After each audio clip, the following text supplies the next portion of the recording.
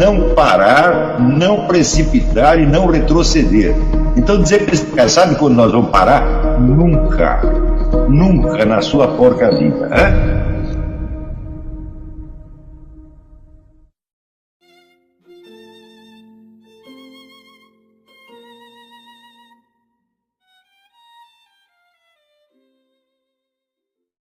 Então, o Nasser era uma mente dependente do Shuon.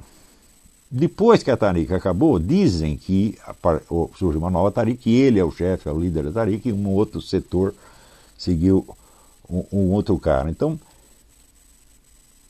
existe um viés ativista por trás, quer dizer, ele está, de fato, fazendo propaganda do Shuon. Mas isso é nos livros a partir de uma certa idade. Os primeiros livros que são de história da ciência são totalmente isentos. Mas quando você pega o livro, por exemplo, Knowledge and the Sacred, aquele livro parece assim, coisa escrita pelo Dugin, pelo LaRouche, tá entendendo?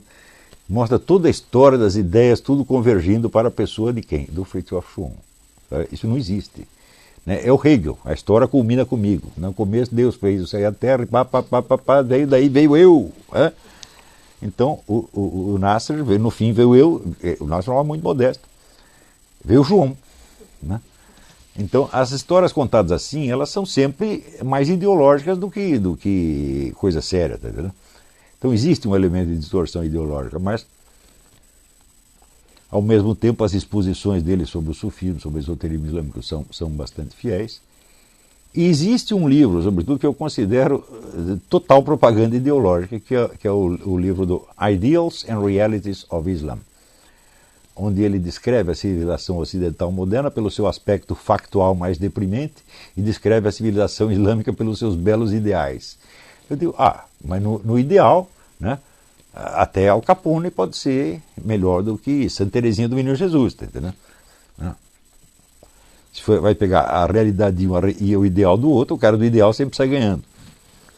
Então, olha, tem lá cuidado para tomar. Agora, não acredito que o Nasser fosse pessoalmente um homem desonesto, mas é que a situação de você pertencer a uma organização que, se não é secreta, é pelo menos discreta, onde você não pode dizer as coisas de coração, sempre leva você a cometer algum deslize, alguma falsidade. Tá entendendo? E, aliás, este é o problema. Eu não acredito, se tem uma coisa que eu não acredito, é dizer, não existe nenhuma entidade, nenhuma organização que possa ser portadora da verdade, nem a Igreja Católica. Atenção, a doutrina da Igreja Católica pode ser a verdade, mas tudo que se diz em nome da Igreja Católica é verdade, eu falo, claro que não. Hoje em dia, sobretudo, 80% é mentira. Então não tem uma entidade que personifique a verdade. Mesmo a Igreja Católica personifica a verdade só naquele seu núcleo doutrinal, que é imutável, só naquilo. Mas na sua vida, no dia a dia, ela personifica a verdade. Fala, claro que não, ela tem um coeficiente de mentira, de ocultação. Isso aí todo mundo sabe. Então, se uma igreja, uma entidade fundada pelo próprio nosso Senhor Jesus Cristo, não personifica a verdade na sua inteireza, mas só parcialmente, tá certo? Você imagina as outras entidades. Então, é possível um movimento político representar a verdade? Então, nunca. Ele sempre vai ser uma síntese de verdade e mentiras. Tá certo? A verdade só é acessível à consciência individual humana. E isto só aparece, vamos dizer, na sua presença perante Deus. Está lá no Santo Agostinho. Então, esse meu, vamos dizer, individualismo gnoseológico, quer dizer, só o indivíduo humano conhece a verdade. As entidades podem repetir a verdade, mas quando a repetem já a falsificam. E não podem personificá-la de jeito nenhum. Você não pode esquecer, quando se fala Igreja Católica, isso aí, meu filho, vai desde São Francisco de Assis até os padres pedófilos. Até os padres que eram da loja maçônica P2. Tudo isso é a Igreja Católica. Quer dizer, esta entidade, ela diz a verdade para mim totalmente? Ela não, ela diz a verdade na doutrina. O resto, meu filho. E note bem, a doutrina é universal e abstrata. Para traduzi-la em verdade no dia a dia, quem tem que fazer isso é a sua consciência que vai ter que fazer. Um padre pode ajudar, um teólogo pode ajudar, mas em última análise é você que vai ter que resolver a coisa. Então,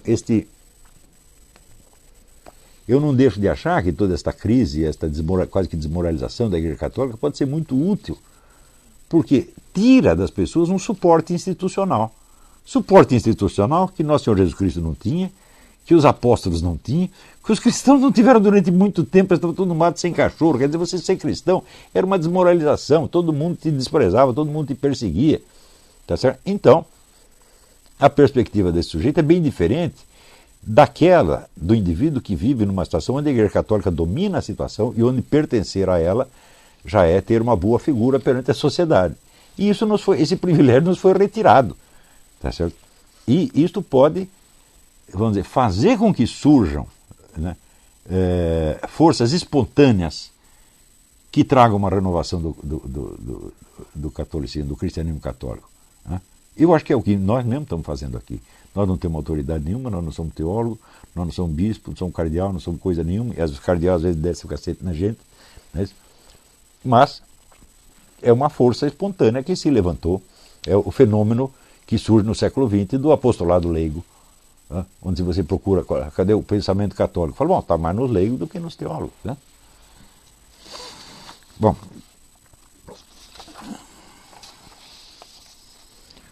Fábio Serrim, que pergunta, um conhecido me apresentou um livro antigo chamado Os Protocolos dos Sábios do Sião. Ao ler atentamente seu conteúdo, tenho encontrado uma similaridade muito grande entre seus pressupostos e o atual estado de coisas. Parece que estou diante de um grande manual utilizado pelos governantes em nosso país. Olha, esse livro foi escrito, ele foi copiado de um outro livro que se chama, acho que Diálogos no Inferno, uma coisa assim. Eu não lembro o nome do autor. E ali tem intuições formidáveis do que vai acontecer. Quer dizer, a formação, vamos dizer, de uma elite globalista, mandante, etc, etc, etc. Só tem o seguinte, o autor personifica isso com um grupo chamado Os Judeus. Né? E quando você vai ver, né, digo, olha, essa elite que ele está falando, ela existe. E ela faz muitas coisas que estão previstas no livro, só que os caras não são judeus. Tem tanto judeu quanto o cara de outras origens, tá certo? E, por exemplo, hoje em dia tem gente que acredita assim, os judeus dominam a mídia nos Estados Unidos. Então, só se eles dominam, então eles são masoquistas, porque a mídia aqui só desce o cacete no Estado de Israel, só fala mal deles e só afaga a cabeça dos palestinos, tá entendendo? Também, né, os judeus aqui, 70% dos judeus nos Estados Unidos votaram em Barack Hussein Obama, que é contra o Estado de Israel, que é o inimigo do Estado de Israel, tá certo? Então,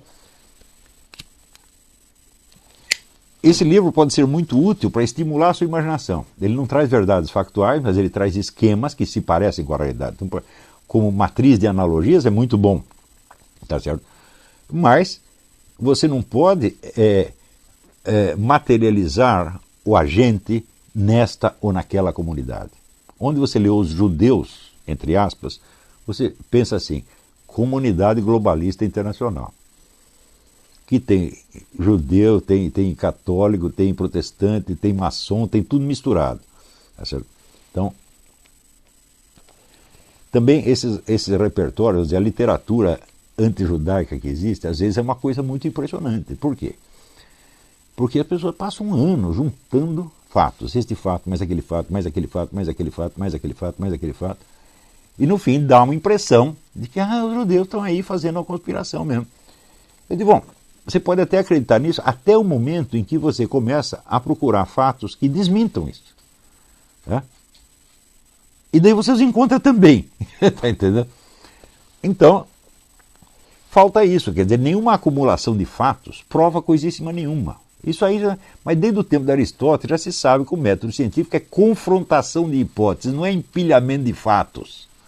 Agora, como é que eu vou explicar isso para um jumento como esse Carlos Velasco ou esse bando de fascistinha antissemita que tem por aí? Que basta você contraditar, eles dizem, você é maçom, você está conspirando com não sei o quê. Tem que discutir com um jumento é muito difícil, tá entendendo? E além disso, eles são muitos e não dá para responder para todos. Então, todos raciocinam. Veja, o nosso Gustavo Barroso era um escritor de muito talento, mas ele ficava empilhando fatos antijudaicos. Eu digo, tá bom, então agora vamos empilhar os fatos pró-judaicos. Você vai ver que eles existem. Por exemplo, né, o sujeito diz, você vê lá o número de judeus que tinha no movimento comunista. Tem um monte, né? Agora tá bom, agora você pega, por exemplo, a história do anticomunismo americano, é 80% judeu. Então, se você tiver só a lista dos judeus comunistas, você fica a impressão que o comunismo é um movimento judaico. Daí você faz a lista dos que estão no movimento anticomunista, você diz, o anticomunismo também parece um movimento judaico. Daí sai a conclusão que o sujeito tira. Em vez de uma coisa neutralizar a outra, ele diz, não, tá vendo, eles estão em toda parte, eles dominam este partido e dominam o outro, eles dominam o mundo. Né? Então, este é um livro que você pode ler, quer dizer, como uma obra de imaginação que vai te estimular e vai te dar muita pista para você ver o que os caras estão fazendo mesmo. Mas você não pode personificar nesta comunidade ou na outra. Né? Porque você fazer o perfil do que é a elite globalista mundial, bom, uma boa maneira de você fazer é pegar os membros do grupo Bilderberg. Lá você tem a lista inteira. Né? Tem judeu lá? Tem. Mas tem até o Papa. Tá bom? Então, não é fácil você lidar com entidades que só conhecemos por abstração, como uma classe social, uma elite globalista, etc. Quer dizer, a tendência de você personificar num grupo especial é muito grande, sobretudo para pessoas de pouca inteligência que estão lidando com assuntos que estão muito acima da capacidade deles. Você vê, este texto, quem tem acesso a ele? Todo mundo, capacitado ou não, com retaguarda intelectual ou não. Né?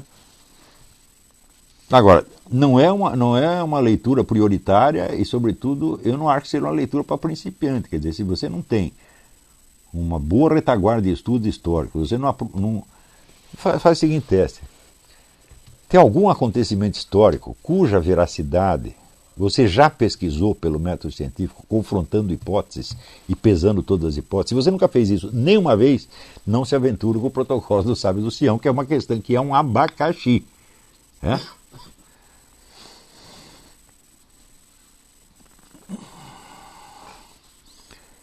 O mesmo Fábio Rimke pergunta, o seu relato da história da ciência no artigo A Vingança de Aristóteles me lembrou de uma pergunta que o ensaio do Vicente Ferreira da Silva me colocou na cabeça. No ensaio, Vicente alegava como causa remota da passagem da cosmovisão antiga, do simbolismo natural, para a visão do mundo moderno matematizada, uma troca de polos de fascinação, em termos dos quais o homem interpretava o mundo. Sim, essa ideia do fascinator do Vicente é uma das... eu acho uma grande sacada, quer dizer, ele antecipa, de certo modo, o negócio do Thomas Kuhn, das revoluções científicas. Quer dizer, você tem uma mudança geral no imaginário. E esta mudança não é causada, vamos dizer, por descobertas científicas. Não, ao contrário. Ela coloca a ciência numa outra direção. Tá certo? E nessa direção, nós podemos dizer que a explicação é anterior à descrição dos fatos. Já tem uma explicação pronta, de algum modo. Claro que a maior parte das explicações vão coincidir com a realidade em algum ponto. Tá certo? Mas, você veja, eu no artigo eu menciono que a guerra contra os escolásticos não começa com a ciência moderna. Ela veio um pouco antes, uma outra geração de intelectuais que eram todos ocultistas, astrólogos, alquimistas, macumbeiros, etc., etc., que se utilizavam numa brecha dada pela física antiga de Aristóteles, que era a física das qualidades ou das formas substanciais. Então, baseado na teoria das formas substanciais, eles se apoiavam nisso para fundamentar processos divinatórios, magias, etc., etc. Daí uma parte ficou aterrorizada com isso, e quando aparece o mecanicismo, que se atém, vamos dizer, às propriedades matematizáveis, vê nisso um meio de defender o cristianismo contra a invasão do ocultismo. Descartes estava nessa, Mersenne estava nessa. Não é isso? E outros tinham outros projetos. Né? Newton tinha o seu projeto pessoal. O pessoal não conhece, o pessoal sabe de Newton aquilo que estuda a lei da gravitação universal tal como está num manual de ciência moderna. E acha que Newton é aquilo. Não, a obra de Newton é imensa e abrange tudo. O que Newton queria é uma reforma total do cristianismo, a transfiguração do cristianismo trinitário numa religião unitária, mais ou menos um modelo islâmico, quase seria copiado do Islã. A religião da unidade absoluta. E tudo o que ele fez, inclusive a lei da gravitação, foi para fundamentar isso. Claro que a lei da gravitação você pode isolar do conjunto e dizer, não, ela tem uma certa validade dentro de um campo de realidade, a qual independe dos seus pressupostos metafísicos. Você pode até dizer isto. Mas esta independência foi você que colocou lá. Na cabeça do próprio Newton não tinha. Né? Quando Newton cria os conceitos de espaço absoluto e tempo absoluto, isso evidentemente são conceitos metafísicos, e você pode prescindir disso? Pode, você pode tomar esses conceitos não como realidades, mas como meras unidades de comparação, e daí a teoria do Newton passa a valer fora do contexto teológico metafísico dele, que é exatamente o que fizeram. Só que este Newton isolado do contexto metafísico foi o que entrou para a história, o que foi consagrado nos livros, nos manuais, e todo mundo acredita que existe. Hoje mesmo está aí o seu Eli Vieira lá, insistindo de novo nesta pataquada, que mostra apenas falta de cultura.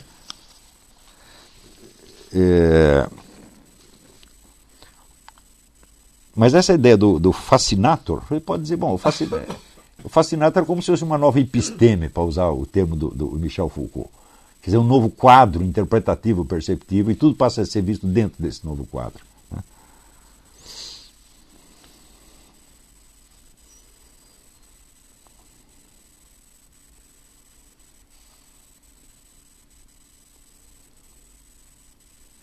Aqui, observação importantíssima.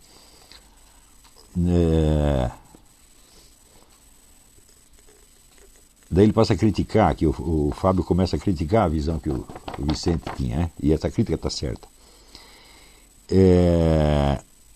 Ele diz que no mundo antigo os astros teriam sido os fenômenos a partir do qual o homem interpretava tudo mais. Enquanto no mundo moderno e cristão o homem estaria sob o fascínio de si mesmo e se veria como medida de todas as coisas. Essa interpretação da história das ideias por parte do Vicente me pareceu já na época seriamente errada pelo seguinte: lendo os filósofos antigos, em especial os neoplatônicos, que eram os mais simpáticos ao mundo mágico e astrológico, é patente que o que mais os fascina nos astros não são seus poderes ocultos, mas justamente o seu movimento regular descritível matematicamente. Ou seja, essas leis matemáticas que estruturam o cosmos, elas mesmas são um elemento mágico e um elemento fascinador.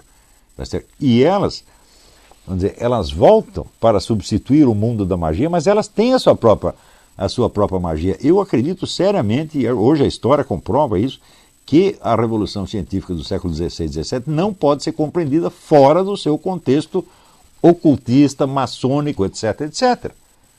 Né? Existe um livro fabuloso escrito por um grão-mestre maçom sobre Isaac Newton como maçom. Né? A entidade que se tornou o centro da ciência moderna, que é a Royal Society, foi fundada por um maçom alquimista, Elias Ashmole, e assim por diante. Então, esta fascinação do elemento matemático, ela tem um fundo esotérico também, e não tem como negar. Tá certo?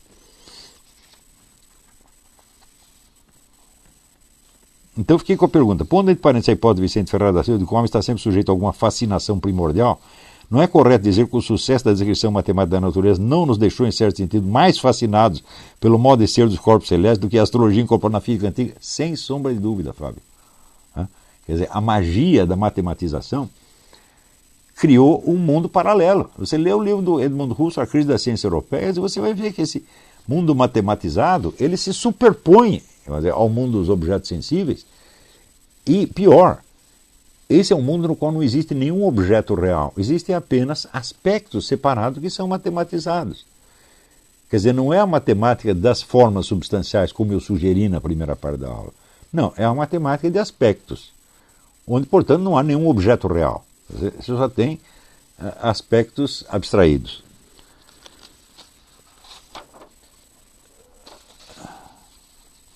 Aqui, para a última pergunta aqui, vamos ver.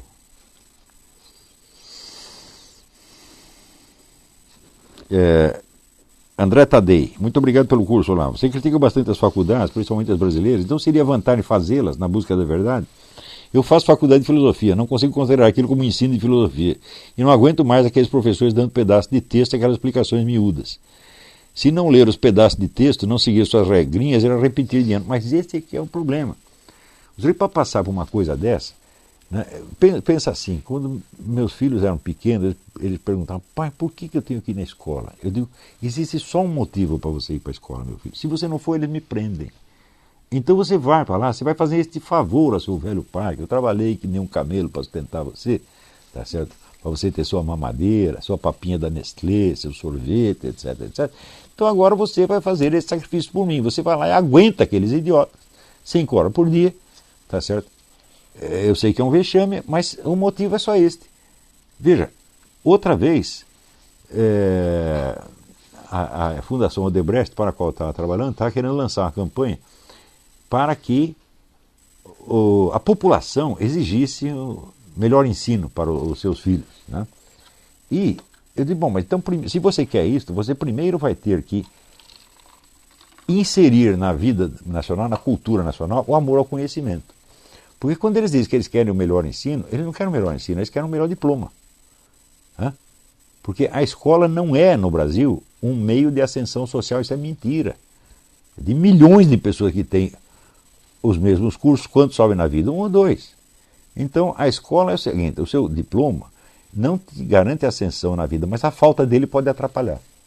Então, a escola é o elemento negativo. Nós não vamos te dar nada, mas se você não vier aqui, nós vamos te tirar. Então, evidentemente, isso é uma chantagem, tá certo? E cai nessa quem quiser, tá certo? Se você tiver meios de você ganhar a sua vida sem isto, melhor para você, como eu mesmo tive. Felizmente eu tive. Quando entrei no jornalismo não havia regulamentação ainda. Quando veio a regulamentação, eles me deram o título de jornalista por decurso de prazo, porque já exercia a profissão, como milhares ganharam esse título na época. Depois se tornou impossível o acesso sem o diploma. Quando veio o diploma, asseguro para você, as primeiras gerações de jornalistas formados eram analfabetos. Eles nos levavam ao desespero, porque você tem na redação, você tem aquele bando de repórter, né, a maior parte deles novinhos, e você tinha a elite da redação, que eram os editores e copydesks. Essa elite era feita geralmente de pessoas da geração mais velha. E aí começou uma situação de todas as matérias mandadas pelo repórter tinham que ser reescritas do começo até o fim. Né? Isso virou assim, uma agonia. Quer dizer, os jornais tinham que ter cada vez mais copydesks, mais editores. No fim, vamos dizer, o jornal era todo escrito dentro da redação. Não tinha uma reportagem que fosse publicada com o seu texto originário, a não ser o que eles chamavam de repórteres especiais, como tinha o Moisés Rabinovich, o Carlinhos Brickman, o grande jornalista. Então, esse tinha texto final. Os outros nem tinham texto final. Quando, antes do advento das faculdades, quem não tivesse texto final não estava na profissão. Então, as faculdades serviram para encher as redações de analfabeto. Então,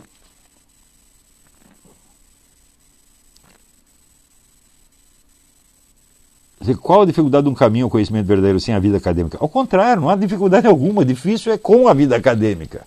Porque você vai perder o seu tempo lá. Eu fiz essa conta quando eu era jovem. Eu falei, para eu ir na USP, a USP fica longe. Eu passar lá 5 horas por dia, eu vou gastar mais 1h30 para ir, outra hora e meia para voltar. São 8 horas por dia que eu vou perder. Eu não tenho 8 horas por dia, mas daí eu lembrei que Aristóteles dizia, você tem que exercer a inteligência moderadamente. Eu falei, então se eu sentar e estudar 3 horas por dia, eu vou ganhar muito mais do que essa porcaria.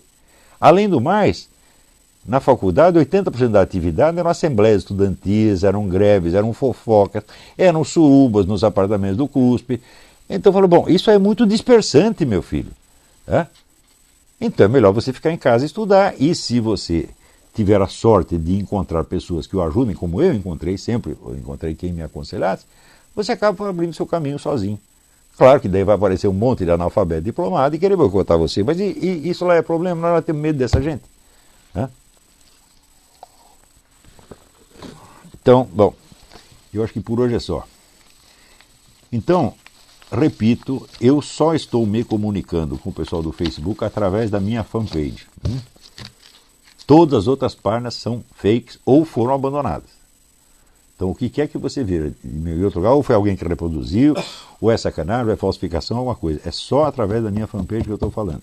E vamos aguardar para ver se o Facebook restaura aquele perfil. Não. Se não restaurar, porque é uma dificuldade técnica imensa, porque não foi denúncia, não foi nada, foi uma operação de hacker muitíssimo bem feita. O seu Carlos Velasco diz que fui eu mesmo que derrubei, para daí eu poder acionar a maçonaria para ela me defender no Congresso. Falei, bom, o que nós podemos fazer, né? Alguém precisa cancelar a cota de alucinógeno que estão dando para esse cara, né? Precisa dar menos. Mas eu não sei se nós vamos conseguir restaurar aquela página ou fazer uma nova, mas por enquanto eu estou me comunicando perfeitamente bem através da fanpage. Então tá bem? Lembre-se do meu curso aqui, 28 de abril a 3 de maio, como tornar-se um leitor inteligente. Alguém pergunta se há algum pré-requisito. Bom, pré-requisito é você saber ler em português. É isso. Né? O canal, tranquilo? Então, na nossa comunidade do YouTube a gente sempre deixa alguma postagem, juntamente com alguns links de livros para vocês adquirirem. E também deixamos sempre aqui nos comentários e na descrição do vídeo nossas redes sociais. Então se inscreva no canal, siga a gente nas redes sociais e quem puder apoie o nosso canal financeiramente. Temos Pix, Vaquinha, Apoios e temos nosso conto também para quem quiser nos ajudar. Tranquilo? É isso aí. Sempre com Deus, pátria, família e liberdade por um Brasil melhor. Valeu!